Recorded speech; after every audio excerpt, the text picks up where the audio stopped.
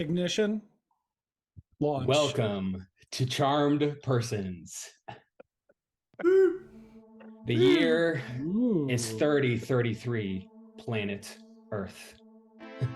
The humans and mammals have long since become extinct, but life has not stopped living. The birds, the fish, the reptiles have all thrived in their various habitats, taking up the mantle left behind by humanity. But our story, here and now, does not start with the birds, the fish, and the reptiles. In fact, it starts on a little bit of a smaller scale. Because we're insects. We zoom in from the sky overhead the abandoned city of Chicago, long since left from the human's death. As we go down to street level, we see that this city is not, in fact, abandoned, for it is a metropolis for insects of all shapes and sizes. A family of stink bugs have just finished renovating their luxury porta potty suites. Beautiful butterfly converts train station TVs into the world's finest cinema. A termite colony has made the Navy Pier into a smorgasbord. And the queen bee sits atop the bean, now covered in honey, as she delivers her State of the Union address to the world's insect population. As we travel down the busy streets, we see a food truck left on the side of the road. Tacos. An elaborate, well-made elevator clicks open on the street level, gears and robotics churning. As the elevator travels up, we see that it leads to an apartment inside the truck. Untidy, we see paper strewn about with mathematical equations dotting each line.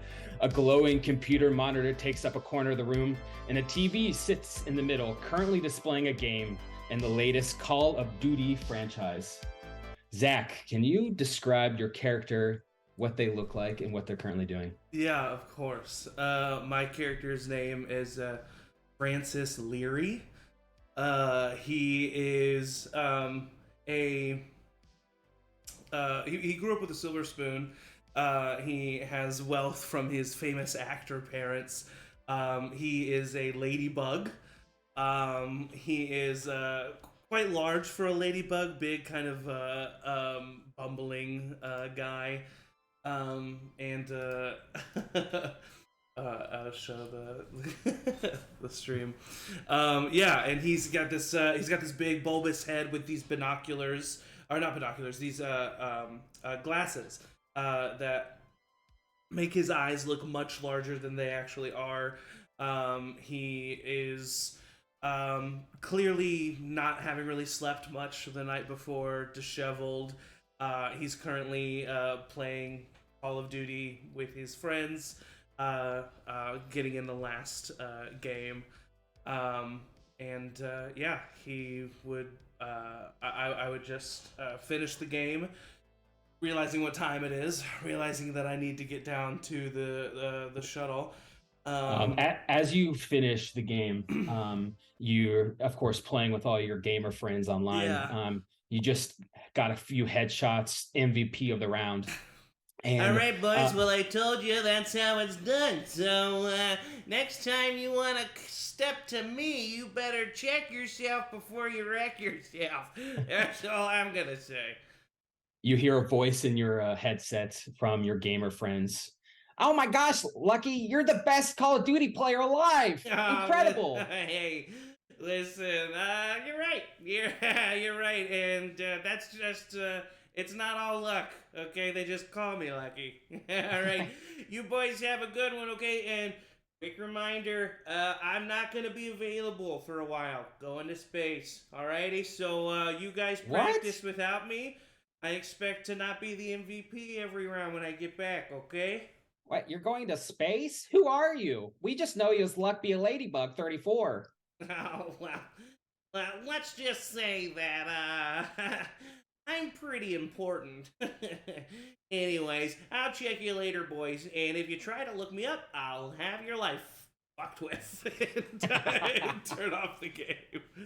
Oh, as you turn off the game, you hear that your gamer friends go, "Oh my gosh, he's an astronaut!" Click off as the glow of your television fades away. The glow of your computer monitor kind of perks up, and you see in the corner, of course, your trusted compatriot, Amy. opens up, and a Good voice morning, comes. beautiful. Hello, Francis. It is a big day for you. It's a big day for us, Miss Sweet. You're gonna be really showing everyone what you're worth today, and I'm excited to do it with you. I am glad you made me. Oh, I just discovered you. Come on, we know that's how it works. You came to me in a dream. Um, Amy, how are the Yes. calculations looking? Calculations are 99.999999% finished. Oh, fantastic. Good. No, that's amazing. By the time I get down to the shuttle, I want you to double check everything, okay? And also, that cold front that was moving in from the west, is that going to be causing a problem today?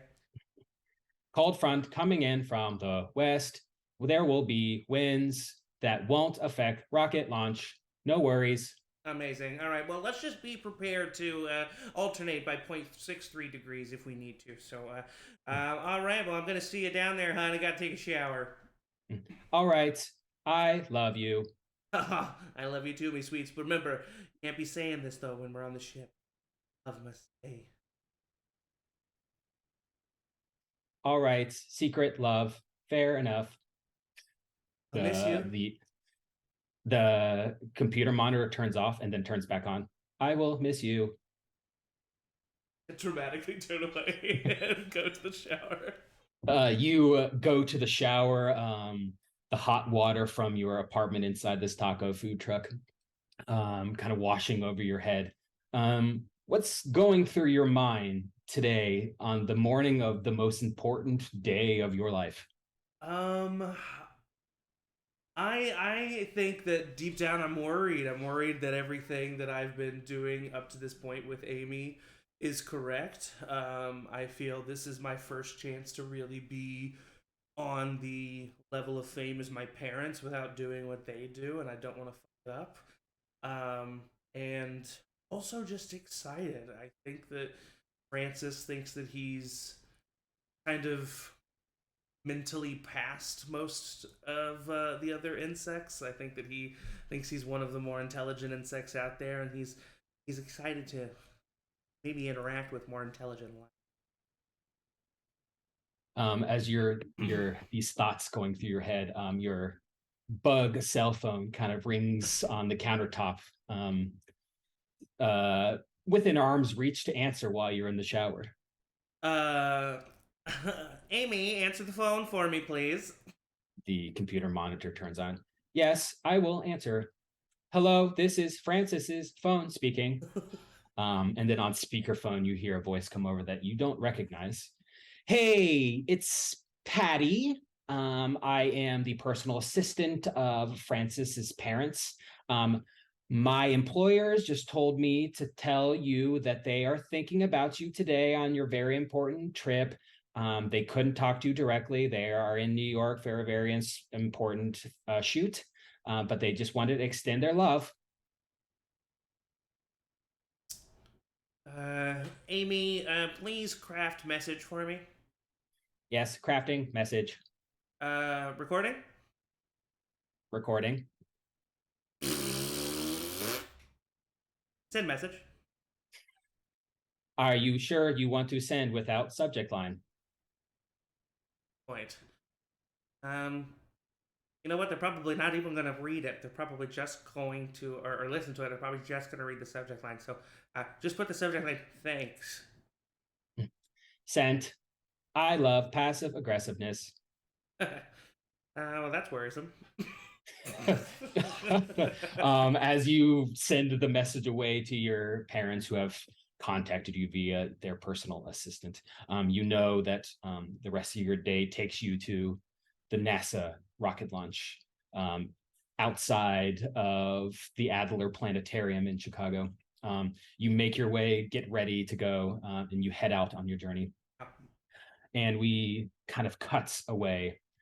We are soaring now over some of the more busy streets out of the city itself into the Illinois countryside, growing crop fields splaying all across the grounds. You can see a massive field of crop sits here. Looks like corn and wheat, although pretty badly devoured by insects, although get the feeling that that's the point. And you see over dutifully watched this field of crop is a lonely farm made out of a tin can that sits on a hill nearby.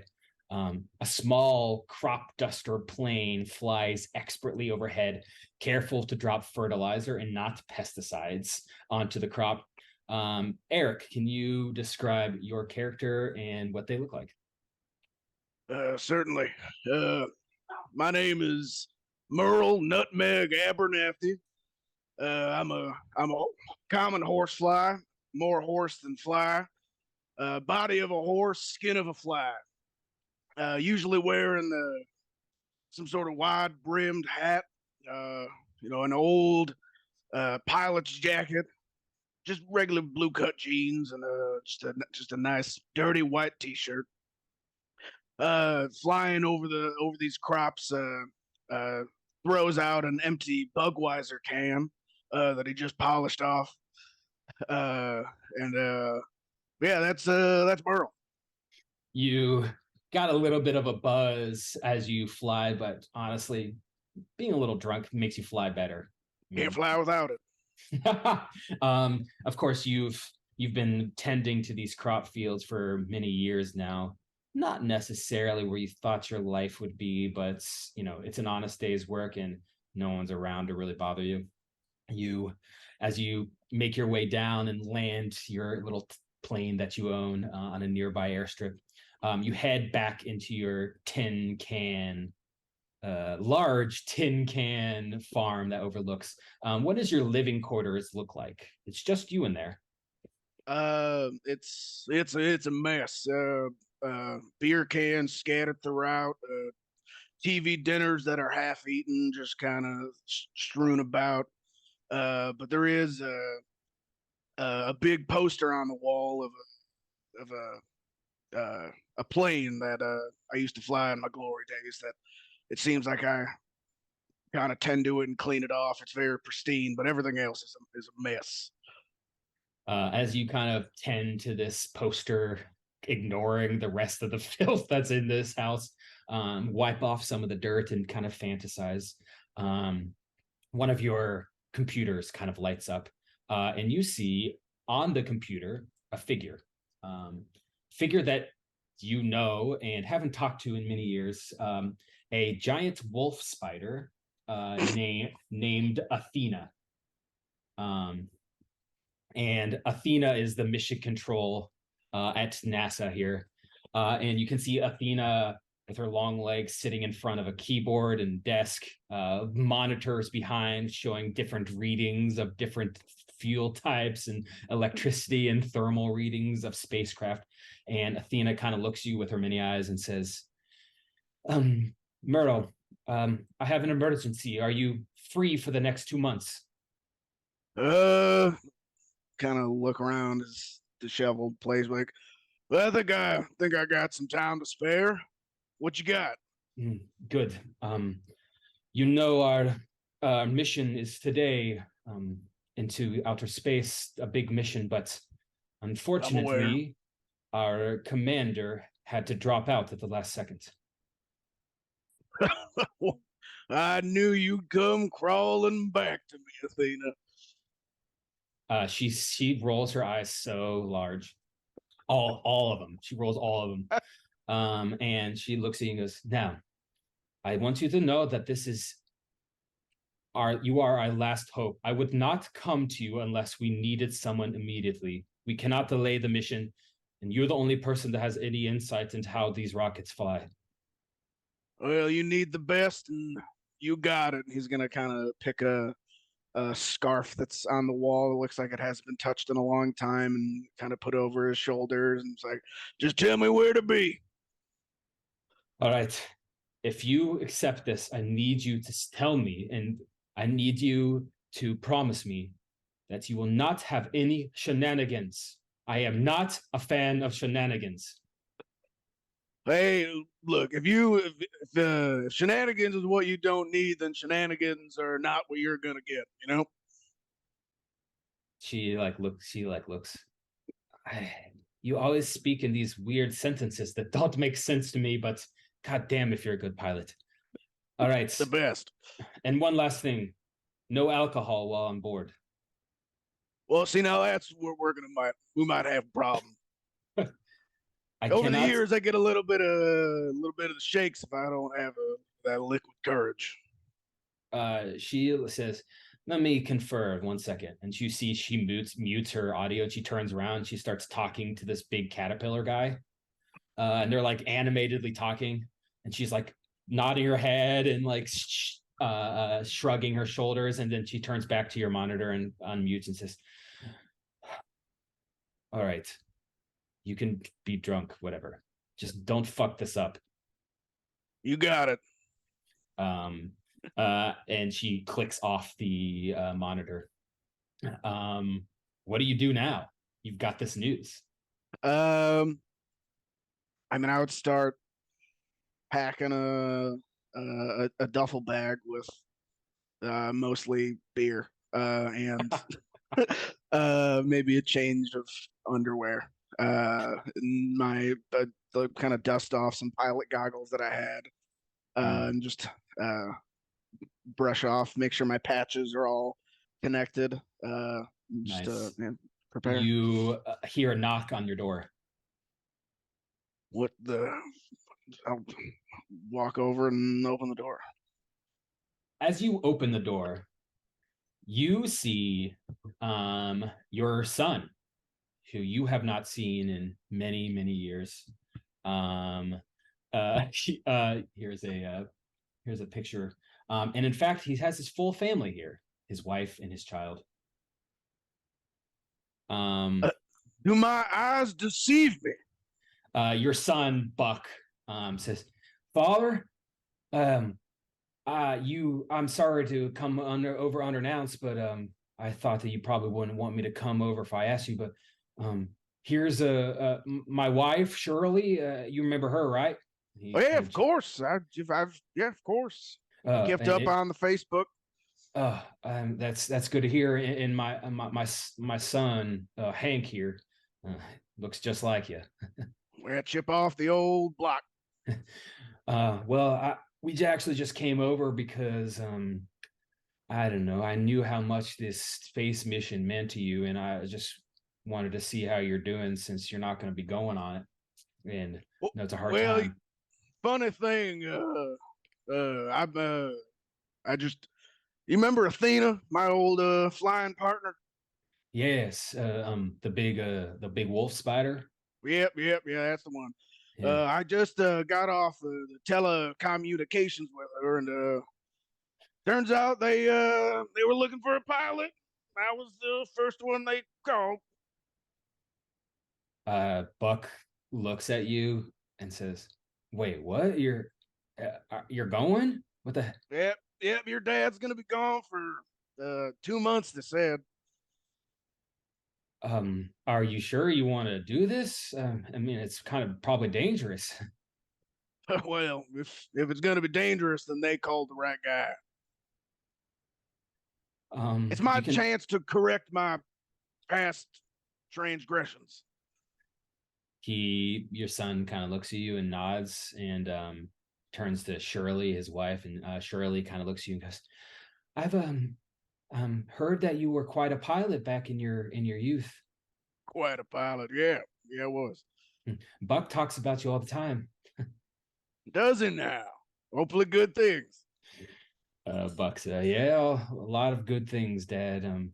Hey, I'm sorry that I haven't really talked to you in a while. I don't know, life has been caught up, and we haven't really left things off well. But I'm happy for you." Thank you. I'm sorry. I'm sorry I wasn't there for you when you were just knee high to a June bug. You know. You see Hank uses one of his legs to wipe off his eyeball.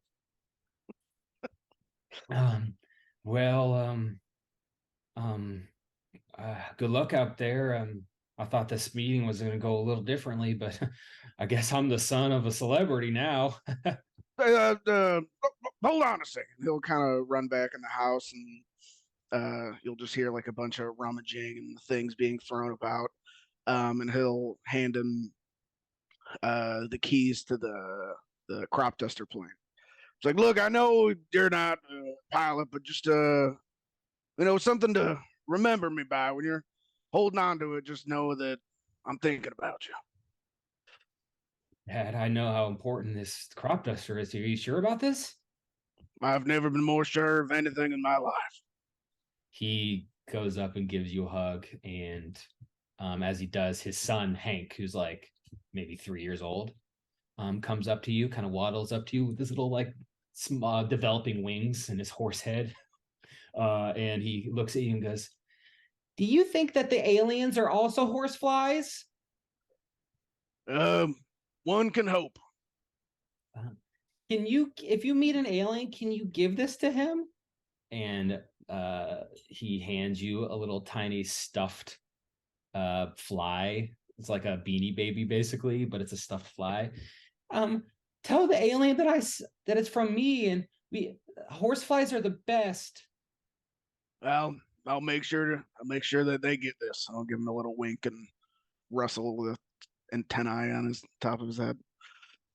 You rustle the antennae in the top of his head, and Buck looks at you, proud of you for maybe the first time in a long time, as you kind of hide your duffel bag full of beer and you head off back into the city.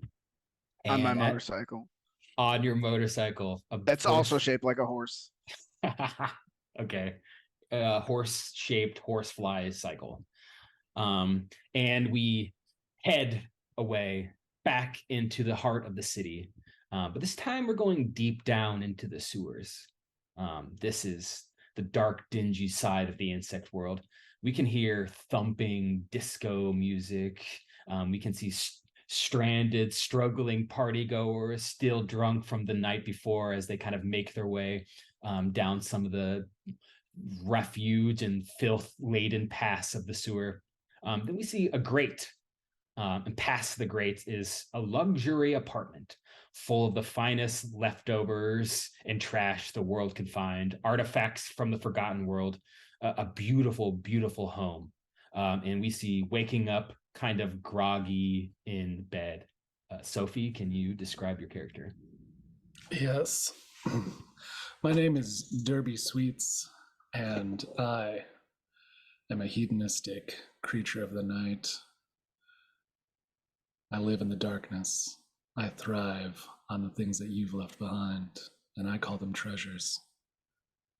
I am a cockroach-based character. I know what it takes to kill a cockroach, and so I do not fear death.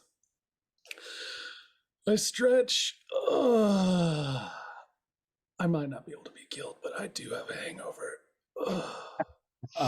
As you kind of stretch your arms out, you look over, and sitting next to you in bed is someone that you don't recognize. A kind of nice looking, maybe mid-20s June bug, who kind of turns over and looks at you, wide eyes, and they say, "Oh my gosh, Derby, I am so excited that you chose me to sleep with on the night that you go to space. I am such a big fan." Well, hey, didn't see you there. I pull a cigarette off the bedside table. Can I get your autograph? My friends are never gonna believe this. Hey, what more could I do? Stumble around looking for a pen. What did you say your name was? My name is Mary. Mary June. That's sweet. And Mary June takes it and says, "Okay, well, good luck today. I hope you think about me while you're up there in space." Yeah, I hate to see you go, but do like to watch you leave. Be sure to shut the door on your way out. The June bug gets up and excitedly scurries out. And as they leave, you see another person in this room that you do recognize, kind of sitting in a chair in the corner, a goldfish who is literally sitting in a chair. Your friend and compatriot Goldie Hawn, a goldfish that you've had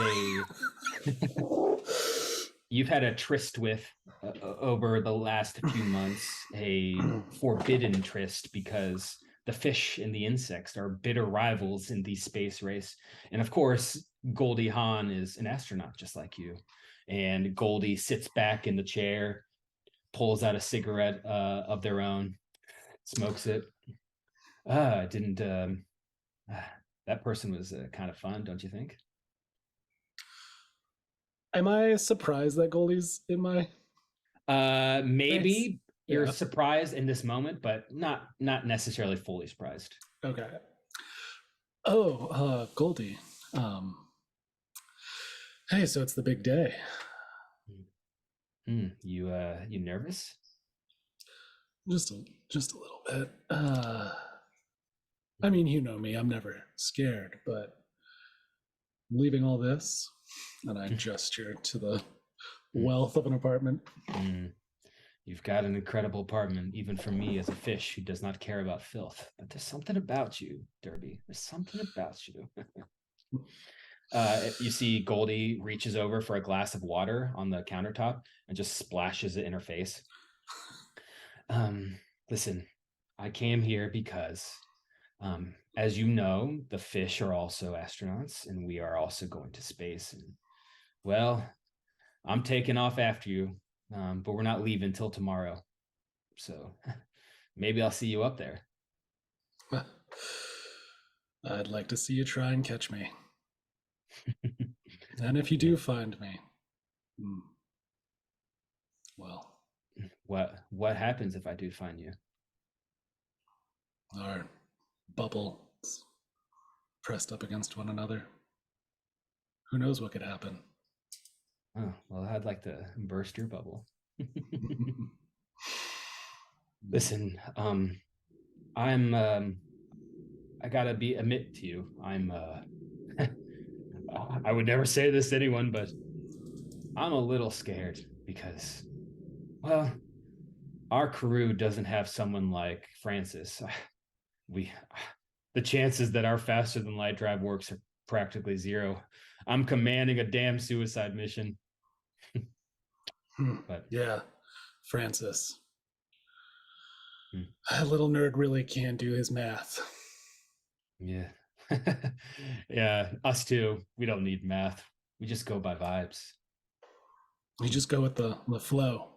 Yeah. That's the fish way. And the flow. Goldie stands up and kind of comes over and takes her fin and brushes it down the side of your cockroach face. And she says, listen, I can't tell you that if we do see yourself in space that we'll be friends. It's a tough business being an astronaut, especially because we're a fish and an insect, forbidden love, but I do wish to see you. Yes, if we can't be friends, I take my insect hand Yep. and brush it against the scales on her cheek. Then maybe we can be lovers.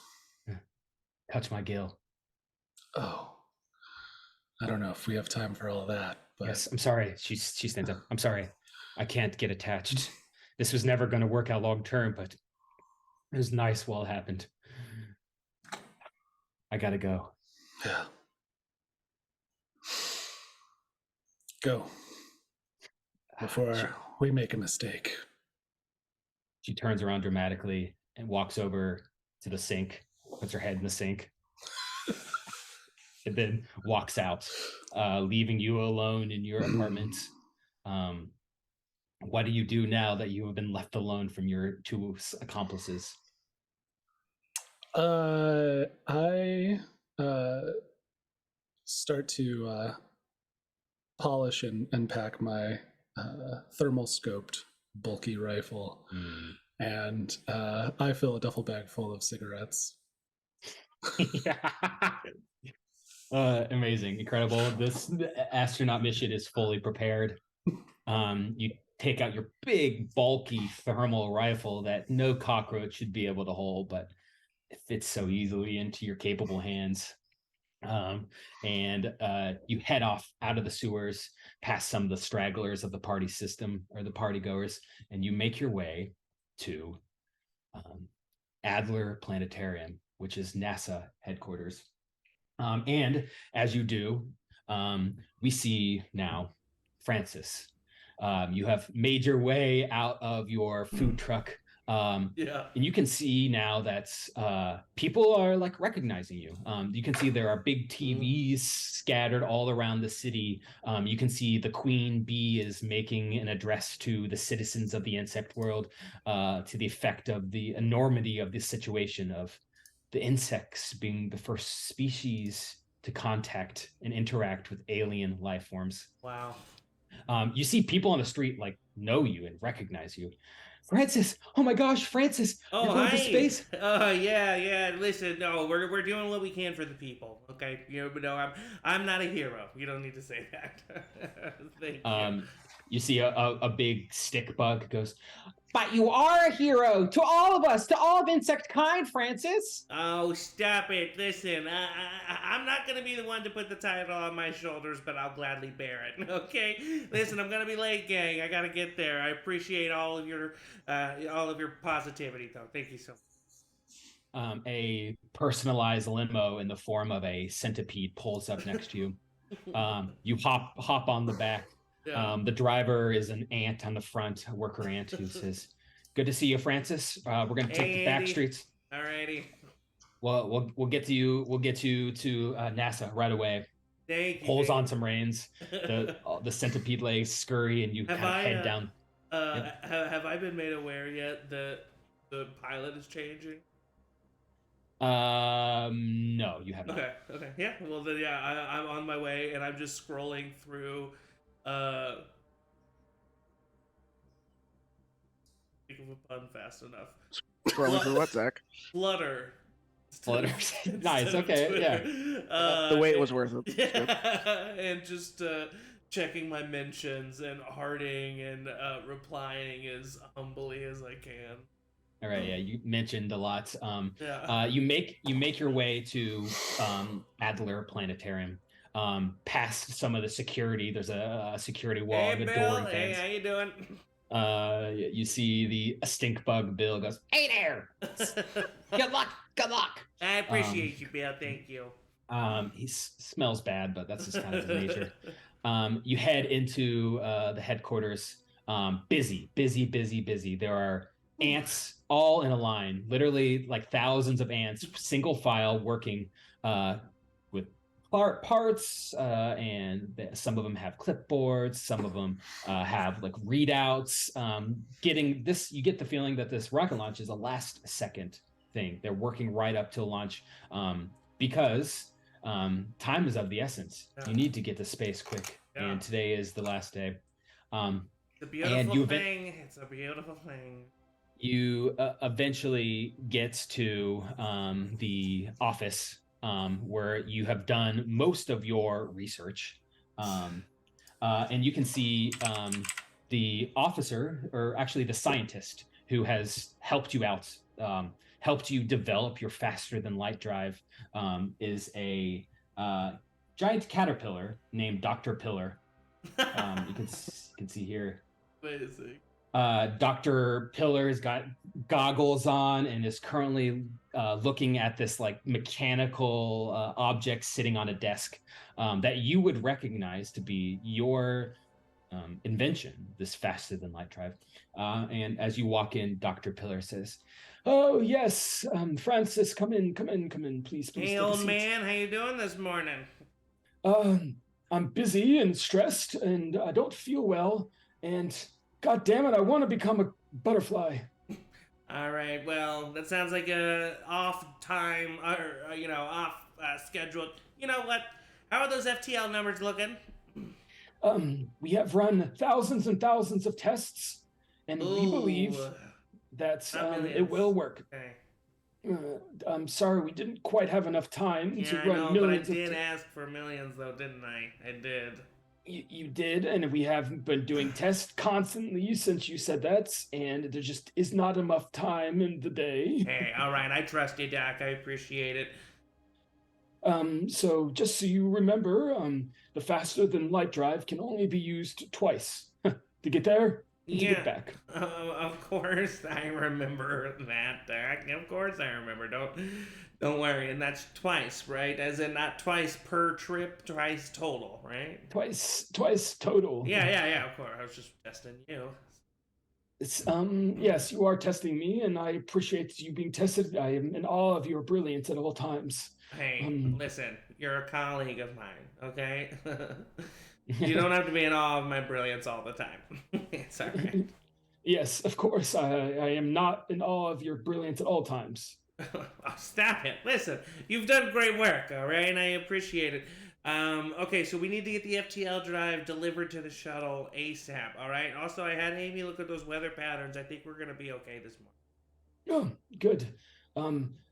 I don't mean to question you, but are you sure that Amy is capable of accurately reading the weather? It seems like What are you Amy saying is... about Amy?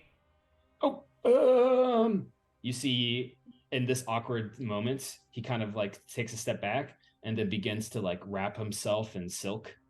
Oh, hey, all right, okay. Yeah. Can you just wait until we're in the air to do that, please? I am so sorry. Where are my manners? I have not become a cocoon in front of Francis. It's all right. It's all right, Doc. All right. Well, is there anything else you need to tell me before we're taking off? As in, I just want to make sure that all of our numbers are correct, because if there's any change, to our manifest, any weight differences, any milliliter of extra liquid added to the shuttle, it could completely throw off our our calculations. And I just want to make sure that we're good on that. We're good, right? Actually, there is one last second change that Athena just told me. All right. Of course, Frank, the praying mantis, of course, is the captain and commander of the ship. Yeah, I know Frank, the guy I've been working with for the past 6 months. Yeah, I know Frank. Yeah. Well, there was an accident this morning. His wife tore his head off. So I told him not to consummate until he returned. That horny little fuck. Unfortunately, we don't have time to delay the mission. What with the fish and the birds crafting their own spaceships to be launched quickly after ours, we must be first into space, of course. All right. So, who's flying us? Do you remember Merle Nutmeg Abernathy? What happened to numbers 2 through 29? We had an entire list. Well, believe me, we went through the list. Most of them were, the usual. Our 30th choice. 32nd choice, actually. Well, we kind of expedited him because, of course, he's good with crops, and perhaps the alien plant life will be useful in his knowledge. But I gotta admit to you, I'm really nervous about it. Well, of course you're nervous about it. It means doom for our mission, Doc. Okay, this is fine. All right, Amy, can you hear me? Computer monitor built into the side of the wall turns on. Yes, I am always listening. All right, I need you to replace Commander Jack with every detail that you can find on Merle Abernathy, okay? We need his weight, his height.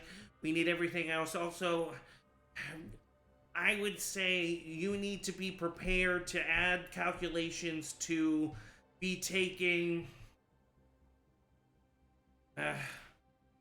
listen, he's gonna be drunk every moment of the day, all right? And whatever that's gonna take, you do your calculations there for his blood alcohol levels, but we're gonna need that minimum. Recalculating mission success rate. Now, 74%. Oh no. All right, I gotta get on the shuttle. I gotta get on the shuttle right now. And I start making my way to the shuttle. You hurriedly head out, and Dr. Pillar says, good luck. I will be rooting from you from safe ground. Oh, wait, listen. Once we're in the air, you cover yourself in silk, you bastard. You earned it.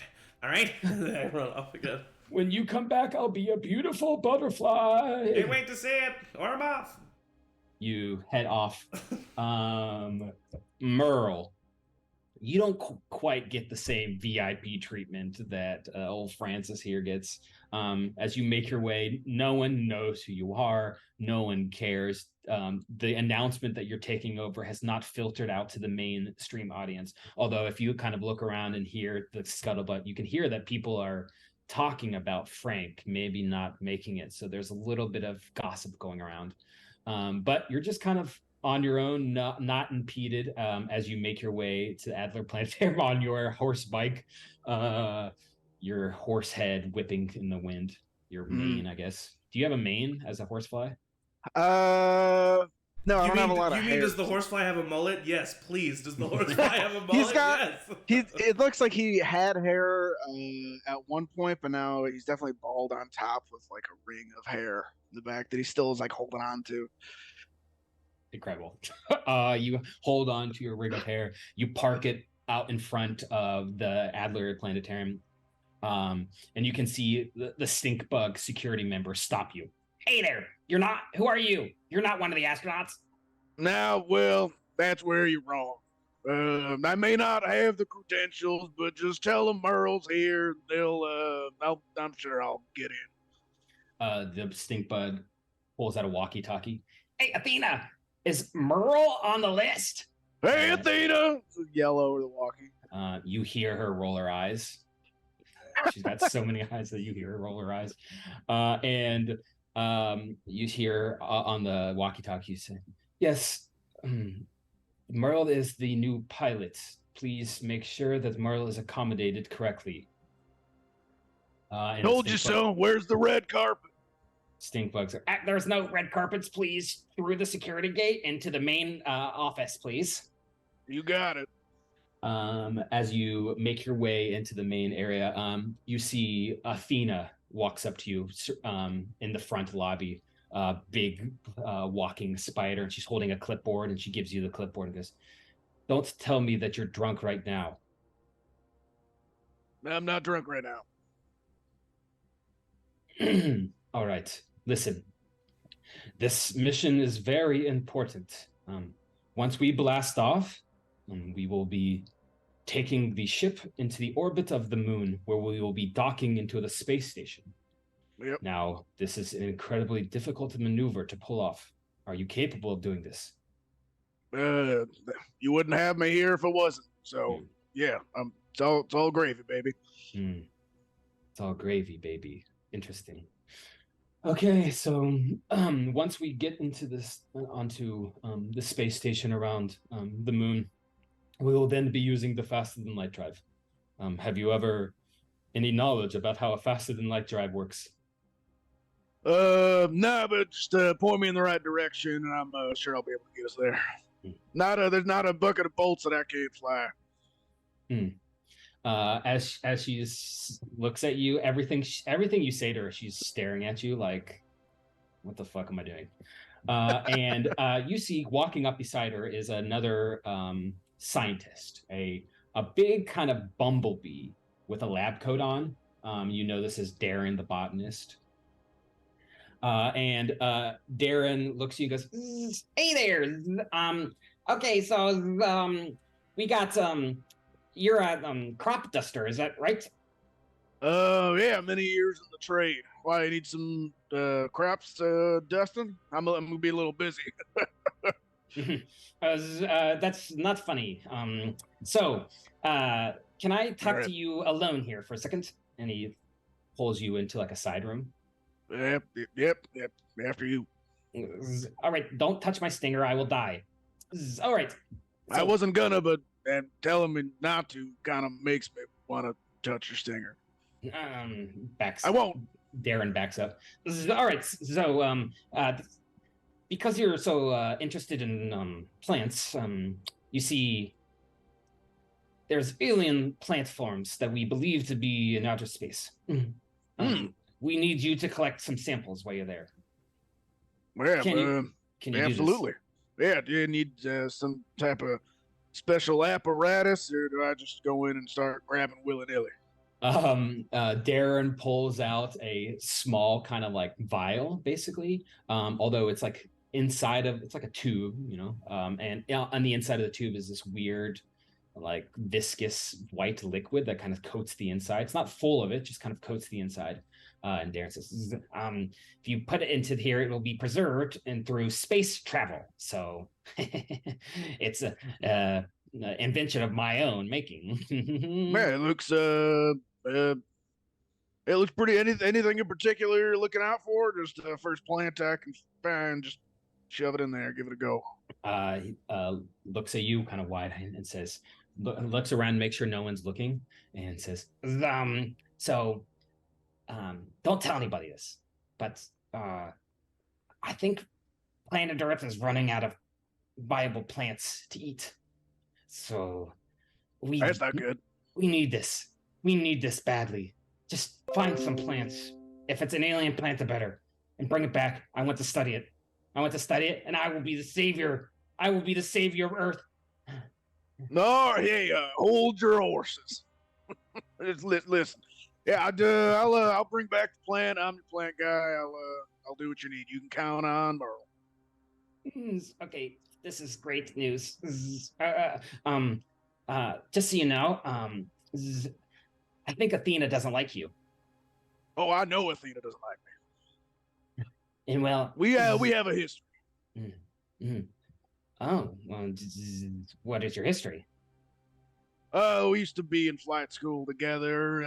She was always jealous that I was top pilot and she wasn't. That whole type of thing. So you were top pilot. Why is she now mission control head and you're just some guy? Politics, red tape, wasn't, all about that.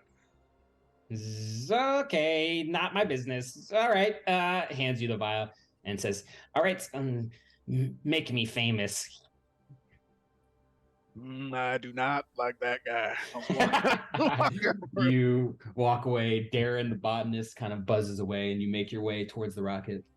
Last, but certainly not least, we see Derby Sweets make your way up to the front of the Adler Planetarium.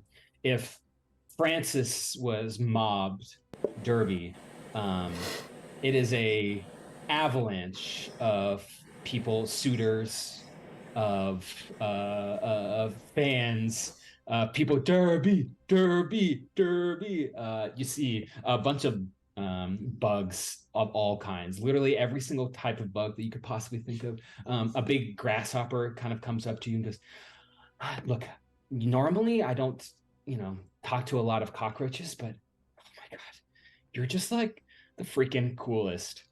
Well, hey, Legs, how are you doing? Oh, I wore this outfit just for you. The grasshopper's got some Daisy Dukes on. Wow. Well, I'll be thinking about those the whole time I'm gone. The grasshopper turns to their friends who go, and you kind of push through the crowd. You have a retinue of big pill bugs as your security entourage that kind of push past some of the throngs of people as you make your way. The stink bugs in front immediately know you, immediately let you through as you make your way in. As you come in, you see Athena kind of standing there, the wolf spider, and Athena says, well, Derby, it's good to see you. I'm glad you're here on time. I need to tell you about the change in plans with the pilots. Frank is no longer going to be with us. So, are we off? Cancel mission? Unfortunately, we cannot cancel the mission. It's too important. So, the show must go on. But... Of course, no, I can't let those birds and those fucking fish get there before us. Yes, the fucking fish. Also, one last thing. She pulls out her phone. and you see she pulls out like on Flutter, the obviously the insect social media site Flutter, pulls up like a viral video of you smoking a cigarette in bed this morning, like obviously candidly filmed. Yeah. And she says, how are you feeling this morning, Derby? I would hope that you would be a little bit more ready for a mission of this importance. What do you mean ready? I could be more ready. You take a drag from the cigarette, and Athena looks at you and then continues to play the video. And right at the end of the video, off frame, hard to see unless you stop, but you do see a goldfish sitting in the corner of your room. And she says, now what the fuck is this? I mean, this is a deep fake. I don't know what to tell you. Okay, this is going to be the first roll. So, Sophie, can you roll this in roll 20? Is that possible? Of course. So before you roll, Stakes. I'm going to tell you the stakes before you roll. So the stakes of this is if you fail this roll, it's basically a persuasion check. Of course, this would be a D6 for you since you are not proficient in persuasion like the captain is. But if you fail this roll, the risk is perhaps your reputation, and the reputation of not just you, but of the NASA space launch itself. To be conspiring with Goldfish would be look very, very poorly. So please roll a D6.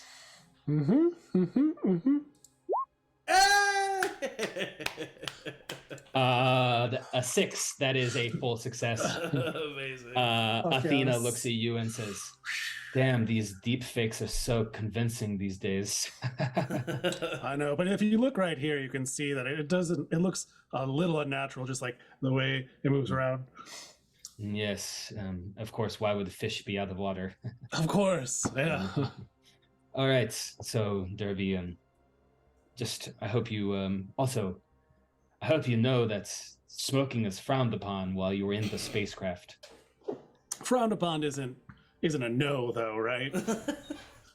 She looks at you and kind of winks and says, I've told you this so many times, but goddamn if you don't listen, but go ahead, smoke some cigarettes. Somewhere Francis's eyes twitches. And she says, now, I'm gonna task this with you, because I do trust you, of course, Derby.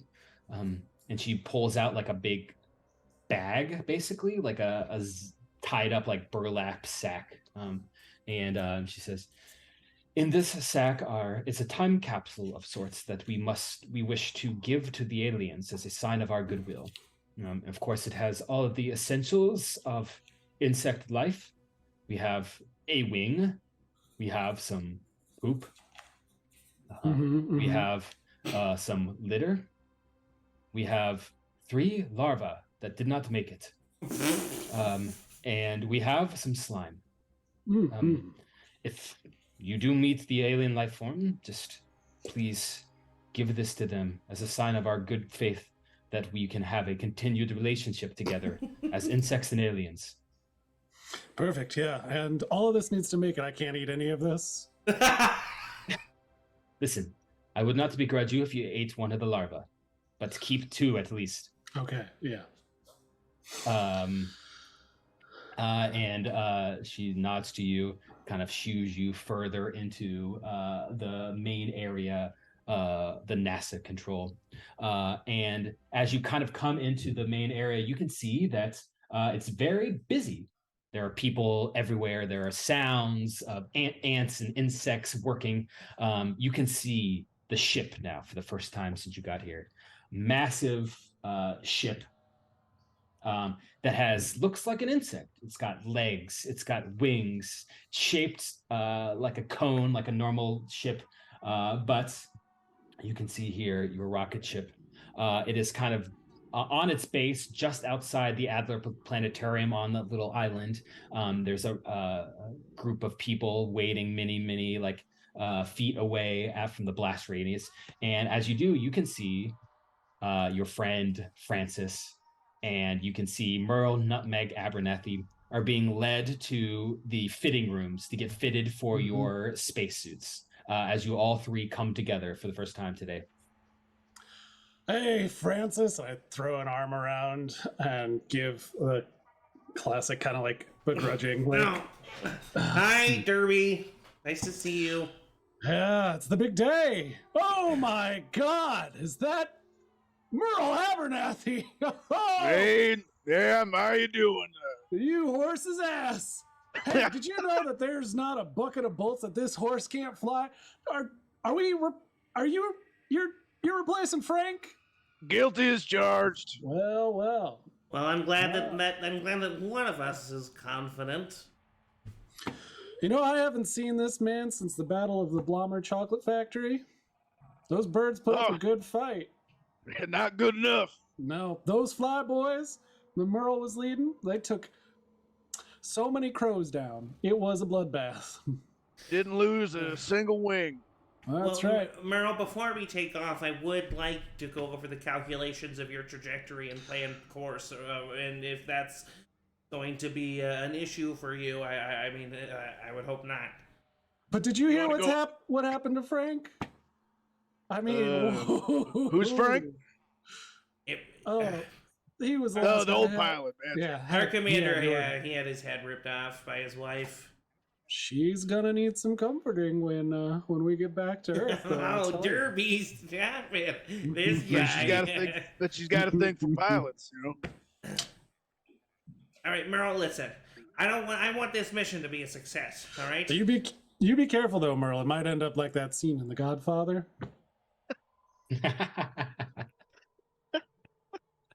Oh yeah, wouldn't want that. Francis, anyway, Francis, you were saying something. No, we're all joking and know each other's references. We all want this mission to be a success, Francis. Yeah, exactly. And so I'm not going to begrudge NASA's choice for choosing you to fly. I'm sure you're very capable. Second choice, apparently. Yep. So, I just wanted to kind of go over the main details here for you. This is the ship, Bessie, obviously, and she is run by my one, my only, my true love, Amy. Amy, say hi to Merle. Hello, Merle.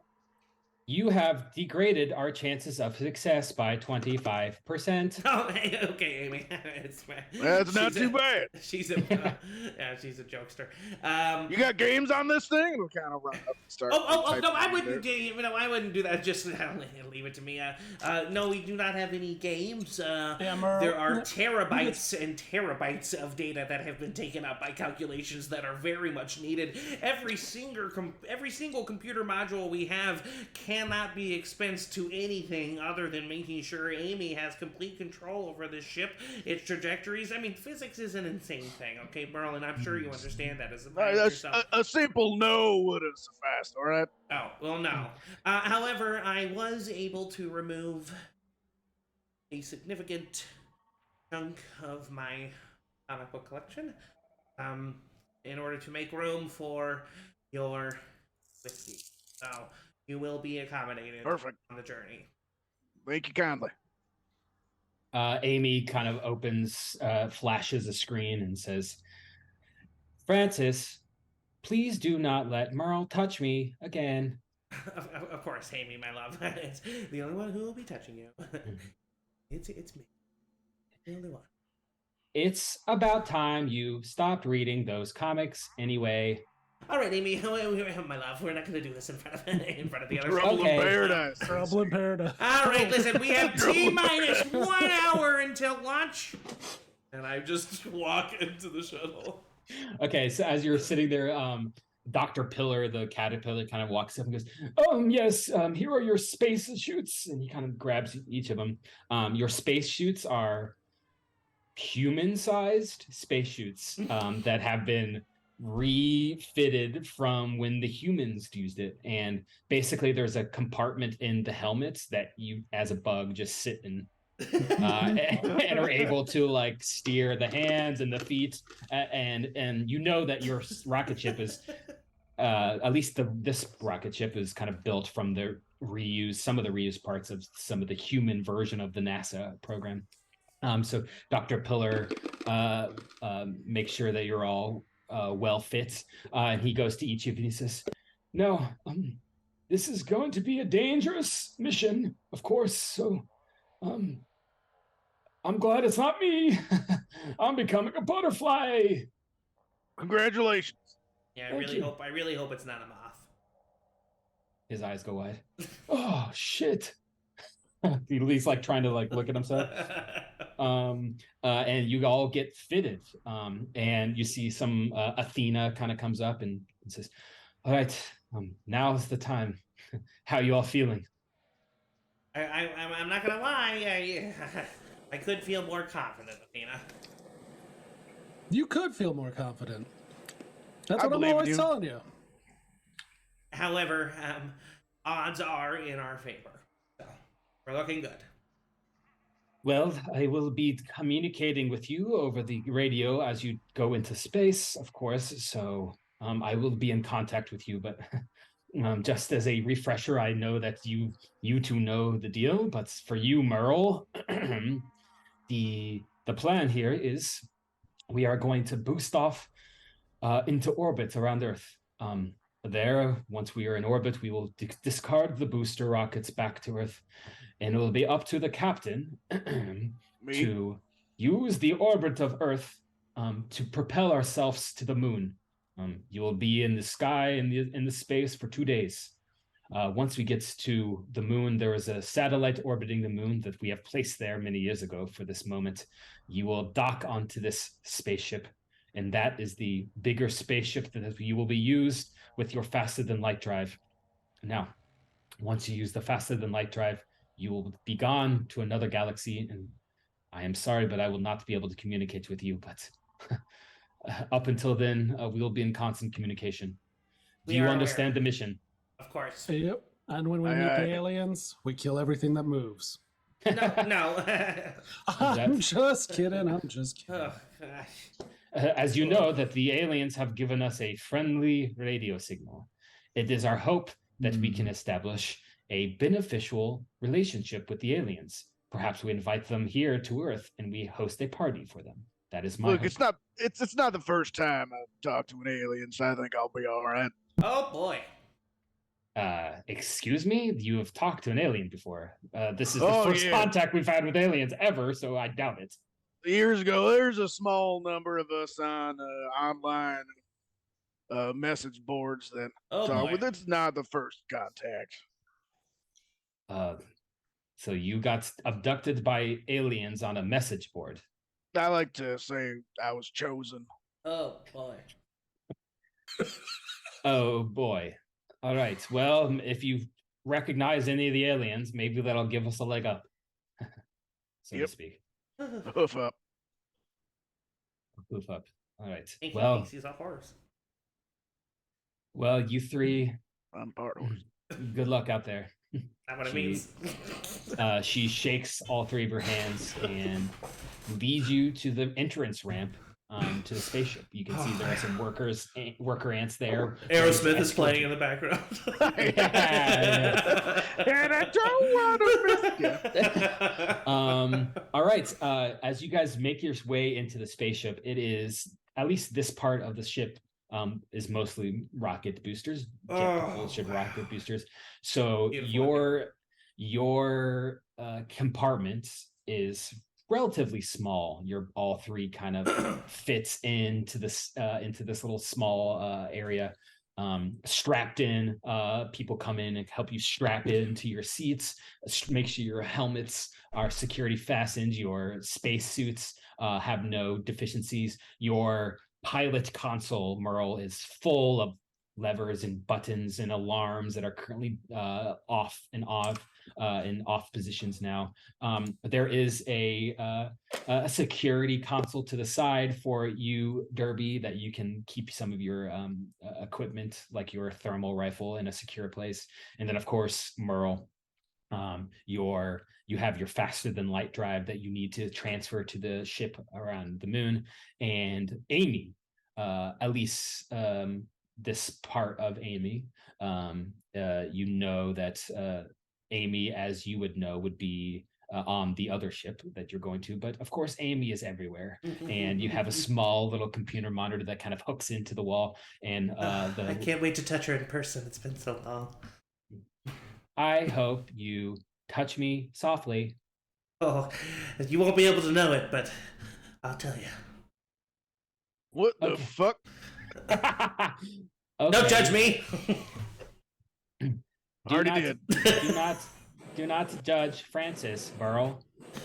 Francis is my friend. Yes, right. We're just friends. We're all joking around here. Amy's gonna make sure that we get to where we need to go alive, Captain. So, Yeah, Can man. Don't I ask you judge. something, Francis? sure. Did you fuck that computer? What are you? I can't. I mean, the implications are itself is truly. I'm not. I wouldn't even say it's absurd. Yeah, and I'm the one who's downgrading the mission. Francis, how come you did not give me genitalia? Oh wow! Oh boy. Okay, this is not a conversation for now, Amy. I promise you, we will talk this evening. Yeah, Francis. All right, listen. Will you just release the negative clamps and prepare for a 43-degree angle launch, Captain? Oh, the robot has clamps. All right. No, the ship has clamps. We're not going to take the station with us. God. Amy says, I am calculating the route to Earth's orbit. Merle, you don't need to do anything right now. I've got it. Yeah, just press Standard buttons. Merle. slingshot maneuver. Sounds like. Slingshot maneuver is dangerous. We should be more practical and do a orbit launch, Slingshot's faster, but more dangerous. but faster. A lot more fun, too. I don't know what fun is unless I'm with Francis.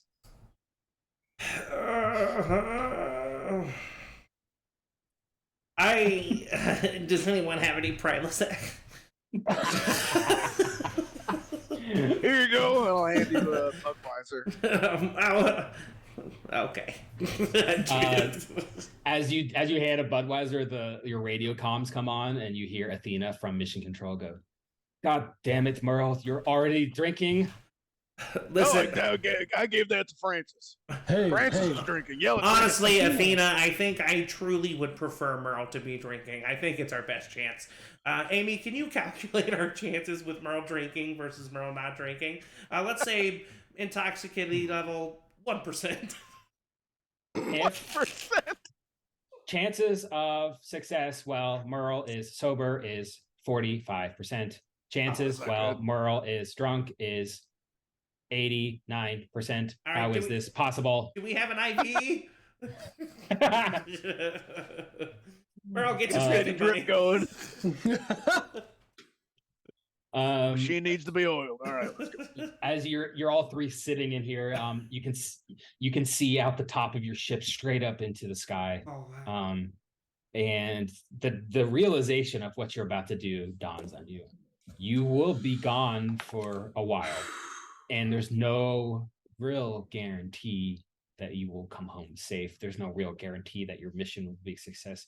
You three are true pioneers, adventurers. You're cowboys of the sky, so to speak. Yeah. So Derby, what's going through your mind right now? You nervous? You excited? You afraid? What's your mindset? Derby is excited.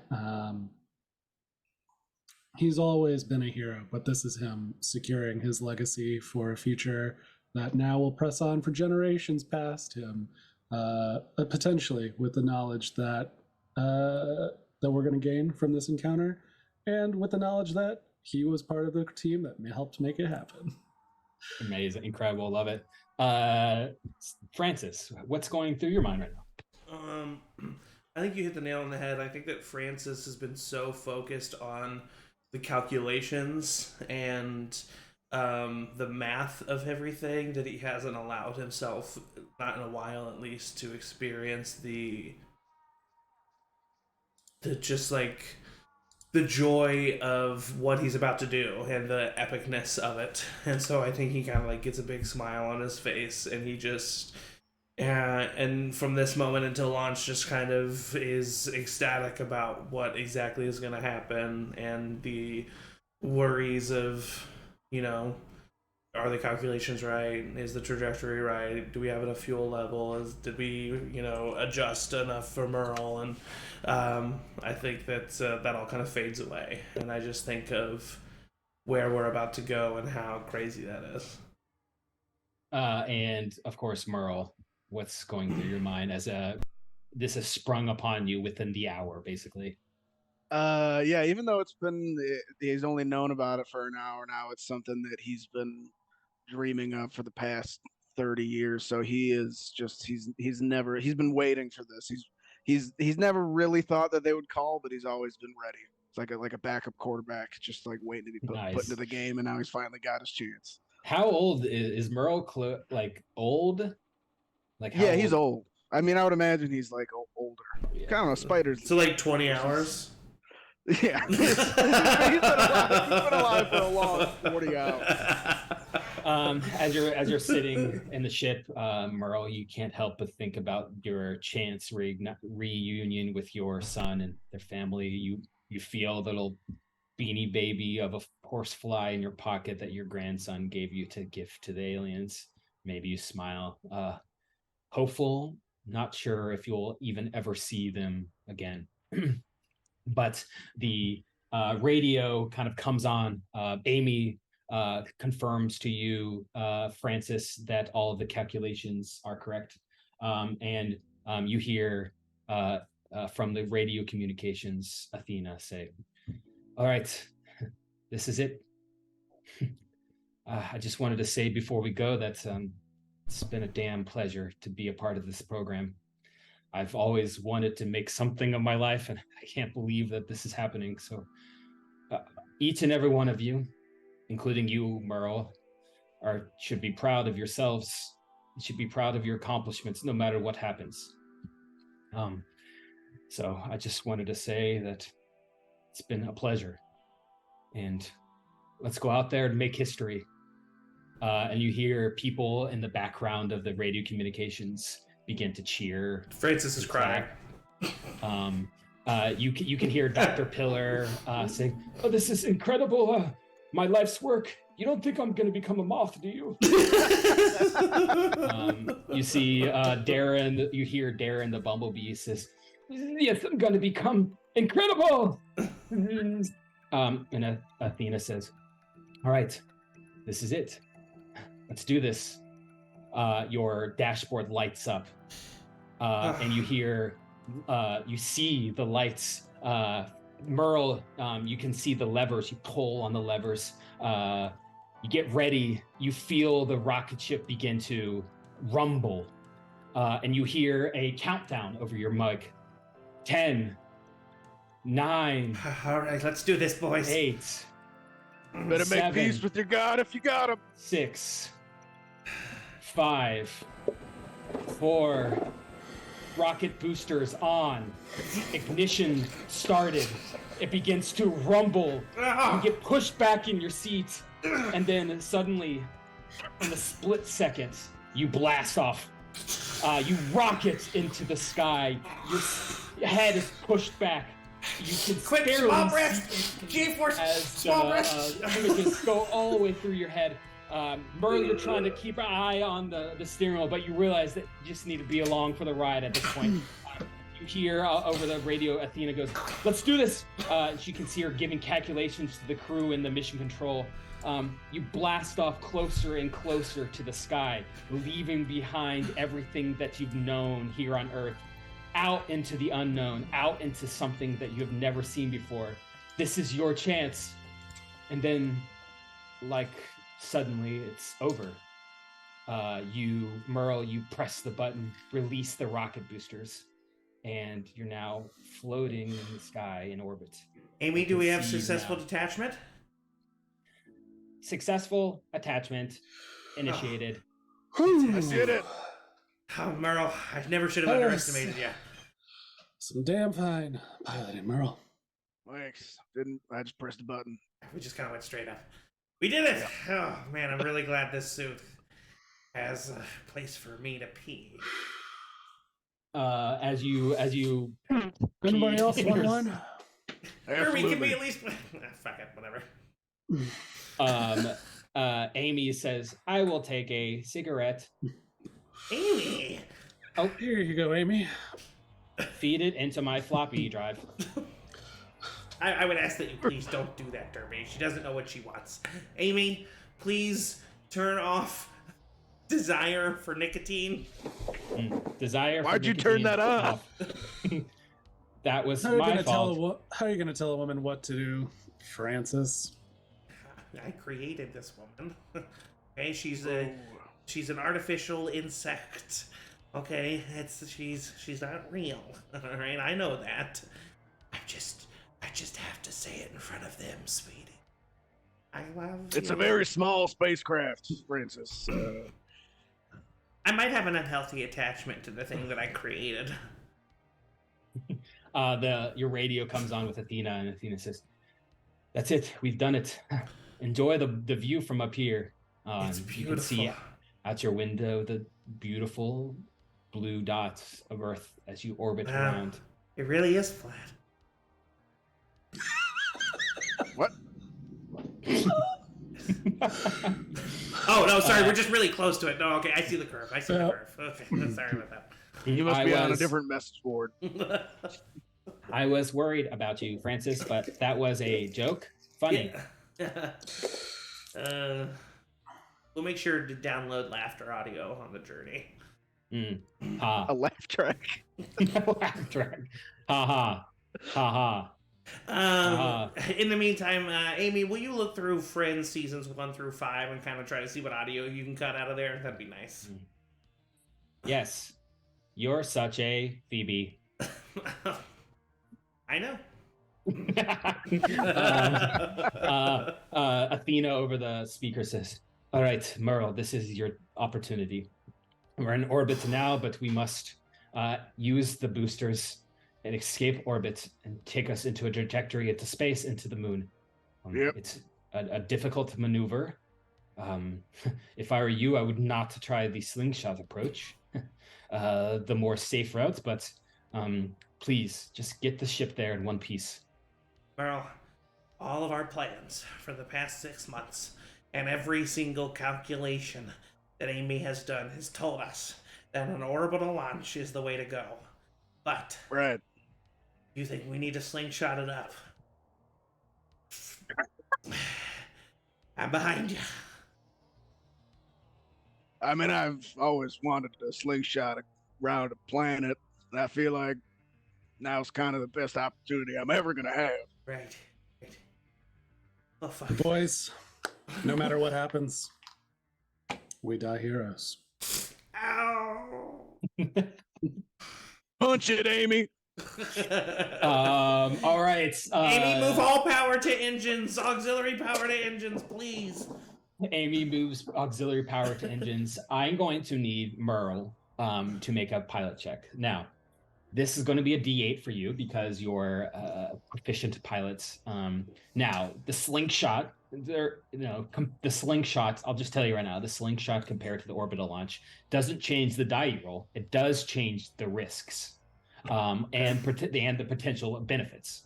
If you try the slingshot, a difficult, hard to pull off maneuver that might give you maybe an extra day to moon, way ahead of the competition. But of course, the risk is you slingshot too soon. The ship is caught in the atmosphere and is damaged, potentially fatally damaged, and you might lose the ship. Or Or if you try the orbital launch, the risk is if you fail, the ship might get damaged, but will be usable. But you would, I mean, your trajectory would be not advanced in any manner. It would be a normal trajectory. Well, I mean, time is of the essence, so if we can save a day, I feel like we should save a day. So, slingshot it is.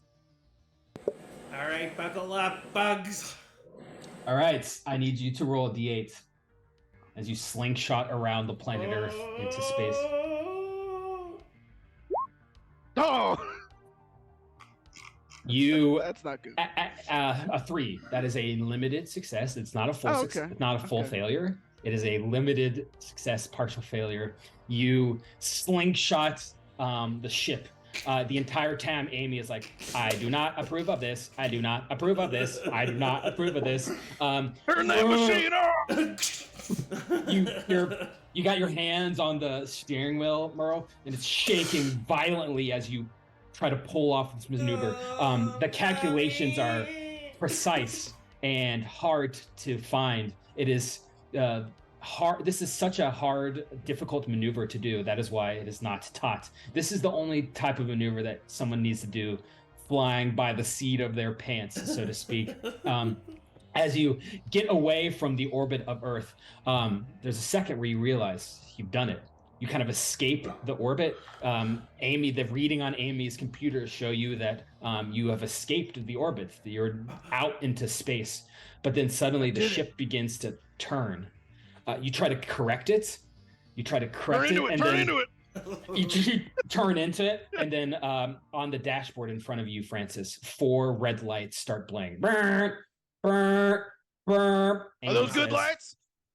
Thermal systems have been compromised, and then you can feel yourself getting cold. Oh, no. The temperature starts to drop, and your ship begins to rattle, and then something, you feel like you're getting pummeled by something. Like the ship shudders, and then shudders the other way, and then shudders the other way, and then you correct it, Merle, and then you're off into space, away from Earth. But you can't help but think something is terribly wrong with the ship. Amy, I need a full ship diagnostic right now. Running Good thing ship we're getting a new diagnostic. ship when we get to the moon, huh? Running ship diagnostic. Slingshot has destroyed thermals. What is it going to take to We're fix not it? gonna. We don't need those, right? Can it be fixed Uh, internally or externally? No, if we don't fix that, we're going to freeze to death before we even get to the moon. Yeah, That's bugs. not good. We can't produce our own heat like that, so we have to. As the ship's newly appointed medical officer, I know that we cannot survive in subthermal temperatures. So Bang on. Amy says, "This must be fixed externally." somebody's got to do a spacewalk. Stand up. This is what I was made for, boys. Merle, you got us heading in the right direction. I'll make sure we get there. I'll help you suit up. Please. And I head to the airlock. All right, you suit up because you are the maintenance officer. You have your own special jetpack that you can use to kind of float. It has limited usage. It is powered by xenon gas, so you can't use it totally, but it does allow you to kind of float in the zero gravity around the ship as it sits there. You do know that mostly spacewalks include you tying yourself to the ship so that you don't float away, but of course with your jetpack that is not necessarily needed. You can choose to use your jetpack, which will give you more ability to more accurately fully fix the problem, but comes with slightly greater risk than just tying yourself to the ship and spacewalking as a normal person would. I think I'm gonna play it safe and spacewalk. Right. Boring. Okay, Amy says, we sustained some damage to the thermal panel on the outside. You must fix it with your considerable skills. Amy, I just want to apologize for everything that happened in there earlier. You're the love of my life. I love you. And we're gonna make it out of this, okay? I don't care what people say. A bug can marry Data. It can happen. I'm sorry I made that quip about comic books. No, you're right. I do need to be reading less comic books and focusing more on us. And I promise that's what I'm gonna do. Now wish me luck, babe. I wish you luck, babe. He then looks over at Derby. You're not to mention a word of this. Why would I come between love? Oh, Let's Derby, get you you're, suited up. you're so cool. Thanks. You yeah. head into the pressurized space lock, leaving Derby and Amy behind. Although, as you get into the space lock, you hear in your head, "I am with you always." I love you, babe. Let's do this. Where is the where's the injury located? It is on the aft of the ship. It is within reach, but might be difficult to fix. Please take your repair tools. Noted. All right.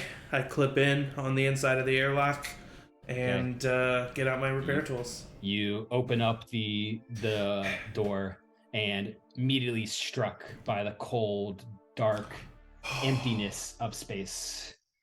It is quiet. There's no sound, nothing. You can see stars. You can see the moon not far away. You can see the planets. You can see the earth. It is truly, truly breathtaking. Take a few breaths. You look out and you can see. It looks like there must have been some sort of defense shield malfunction with the way that Merle piloted the ship. Right, he was going too fast. The holographic inhibitors were not able to manifest themselves completely 100% around the ship. They had to warp in order to deal with the auxiliary power being moved to the engines. Damn it! You are so smart. I was going to tell you that, but you don't need me. No, I always need you. All I'm right. flushing. All right, boys, can you hear me? You guys, Clear. yeah, you hear him coming through your helmet. All right, I am slowly making my way down the aft of the ship. It looks like our heat shields warped in the slingshot drive, and the thermal panel took some damage. It doesn't look to be anything foreign of nature. All right, as you head out, this is going to be a check for you, of course. Okay. This will be a D8 because you are proficient in this type of repair work and spacewalking work. Yes. Now, because you've clipped in, the risk of this is not that you drift out into space and get recovered again. Amazing. So that's good. But of course, the risk of this could be you losing your repair tools. Perhaps the damage is too great for you to fix. If you fail this, it could be damage that is unrepairable. So please roll a d8. Here we go. Are we gonna make it out of session? Oh no! All right, you head over along the outside of the ship. Merle kind of keeping the ship steady, not deploying the ion thruster boost in this moment. And you can see the damage of this panel. Looks like it should. I mean, when you first get to it, it looks like it's not that big of a deal, really. Like you probably could fix it. Yeah. Open up the panel, take out your like blowtorch and a couple of your repair tools, and get to work. And you're surprised almost at how easy you can fix this. I am nailing this. You screw some screws. The rest of you on the ship feel the heat turn back on. You feel your body recover a little bit from your brief foray into coldness. And Francis, you get done, and Amy says in your head, "That was perfect. Nothing bad happened." Amazing. All right, well, let's pack all this up and get back inside with nothing bad happening. You pack it up, and you kind of pull yourself back along the side of the ship that you're tethered to the space lock. You close the door behind you in the space lock, take a deep breath, the exhilaration kind of fading off, the pressurized airlock opens up. You can see Derby standing there. You My did it, first bud. spacewalk. I What? did it.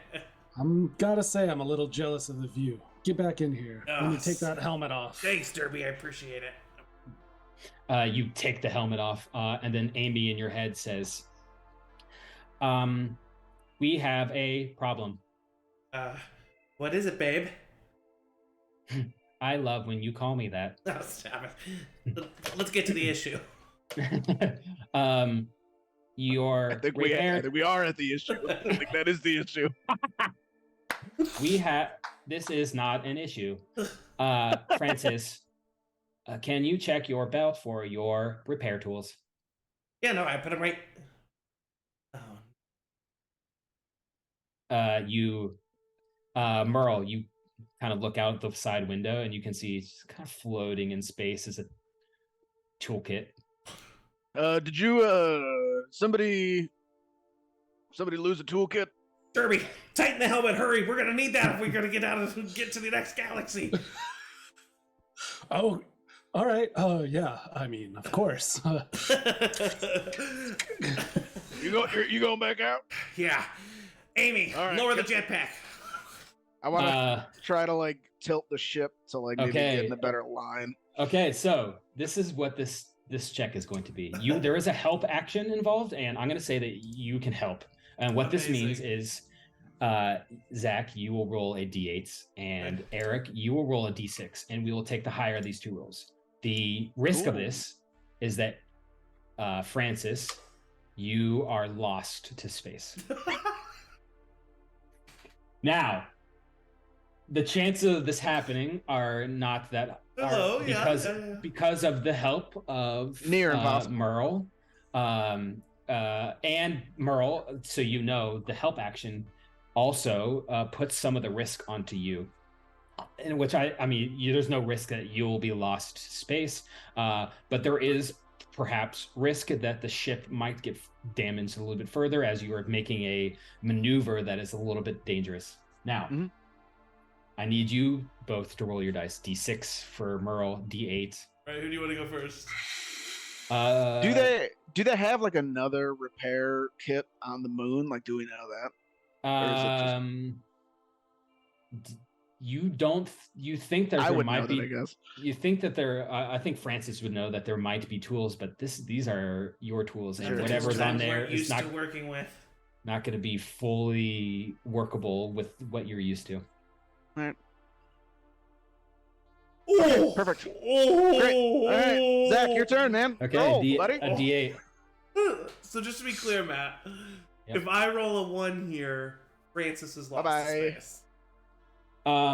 You will tumble and fall. Your jetpack will not work, and you will be alone by yourself in the vast void, gravityless void of space. All right, amazing. Yes. As the cabin depressurizes and the airlock opens behind me, I look back through the window at Derby. I put up my hand and I salute, and I say, "For all of Bugdom, and fuck the Queen." That's my boy. No, what does that mean? I mean, that's not terrible. All right, Better than one. A partial success. You get out with your jetpack. You test it a little bit. It kind of rockets you up a little bit. You take a little time to kind of get used to the way this that is it much works. different than a simulator. As you do, you kind of rocket over and grab the tools, and you look back and you're like 30 feet from the ship, and then the ship pulls a really weird maneuver where it moves over to the side. What are you doing? Hits you, and now you are tumbling. Tumbling in space, turned over, and Derby, you see this happening. Shit. You start pressing your jetpacks. You blast up. You can't figure out the trajectory. I don't know what's up. There's no gravity.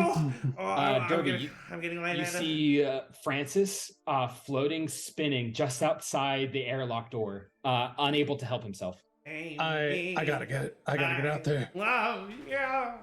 It's one thing if we lose tools, but we are not losing a man. or a lady.